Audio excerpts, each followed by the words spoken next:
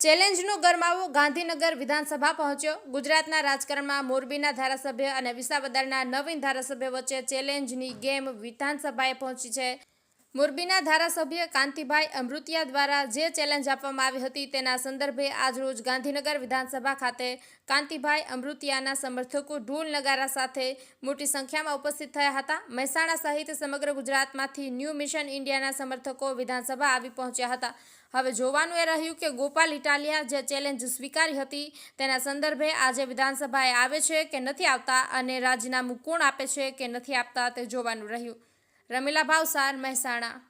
શું કહેવા માગશો? આજે જે વિધાનસભા એકઠા થયા છે, આપનો પરિચય આપજો। આજે કાંતિભાઈ અમૃતિયા રાજીનામા આપવા નીકળી ગયા છે મોરબીથી ગાંધીનગર ટૂંક સમયમાં પહોંચી રહ્યા છે અને ગોપાલભાઈ ઇટાલિયાની અમે રાહ જોઈ રહ્યા છીએ।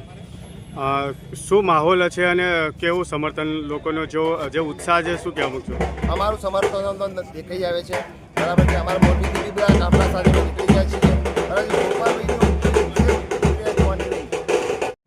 આજના કાર્યક્રમ વિશે અમારા દર્શકોને આપ જે ઇસ્યુ ચાલી રહ્યો છે એની માહિતી આપશો। સૌથી પહેલાં તો હું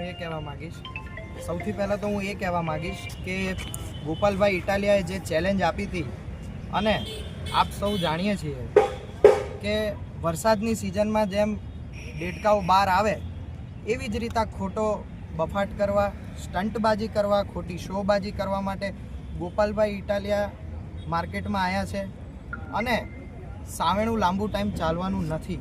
આપ સૌ જાણીએ છીએ કે સાવેણું ધીમે ધીમે છે ને ઘસાતું જાય, એટલે 50% ઓલરેડી આમ આદમી પાર્ટીનું સાવેણું ઘસાઈ ગયું છે। હવે ઘસાતા મારા ખ્યાલથી 2027 પહેલાં તો ઘસાઈ જશે।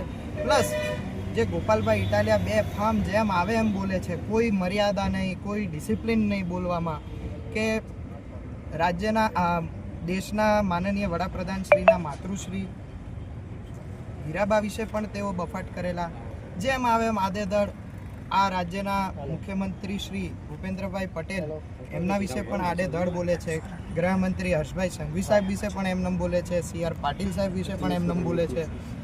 પછી આપણને એમ થયું કે હવે એ મોરબી વિશે બોલી ગયા છે તો પછી આવા વ્યક્તિઓને જવાબ આપવો પડે અને આવા વ્યક્તિઓને જવાબ આપવા માત્ર મોરબી નહીં પરંતુ આખી ગુજરાતની જનતા તૈયાર છે। એટલે ગોપાલભાઈ ઇટાલિયાએ જે ચેલેન્જ આપી હતી, જો એમને એમ કીધું હતું કે હું ન આવું તો હું એક બાપનો નહીં, એવી વાતો એમને કરી હતી, તો આવે તાકાત હોય તો અહીંયા અમે વિધાનસભાના ગેટ નંબર 1 પાસે જ ઊભા છીએ। રાજીનામું આપવાની તાકાત હોય તો અહીંયા આવે। ઓકે, હું વ્યવસાય એડવોકેટ છું અને નોટરી છું। મિશન ન્યૂ ઇન્ડિયાની અંદર ગુજરાત પ્રદેશ પ્રવક્તા તરીકે સેવા નિભાવું છું। આ જે ઇન્સિડન્ટ છે ગોપાલભાઈ ઇટાલિયા અને કાંતિભાઈ અમૃતિયાનો, એ સંદર્ભે તમારી આજની કાર્યરચનાની માહિતી આપશો। આજે કાંતિભાઈ અમૃતિયા પોતાના સમગ્ર કાર્યકર્તાઓ સાથે ગાંધીનગર રાજીનામું આપવા માટે પૂર્વ તૈયારી સાથે નીકળી ગયા છે, રસ્તામાં છે, ટૂંક સમયમાં આપણી સામે પ્રસ્તુત થશે અને અમે રાહ જોઈ રહ્યા છીએ ગોપાલભાઈ ઇટાલિયાની, તેઓ પણ જલ્દી આવે અને 12 વાગ્યા સુધીની આ કાર્યક્રમ પૂર્ણ થાય એવી રીતે સૌ પ્રથમ એ રાજીનામું આપે। કાંતિભાઈ અમૃતિયા પણ પોતાની ટીમ સાથે રાજીનામું આપવા માટે પધારી રહ્યા છે।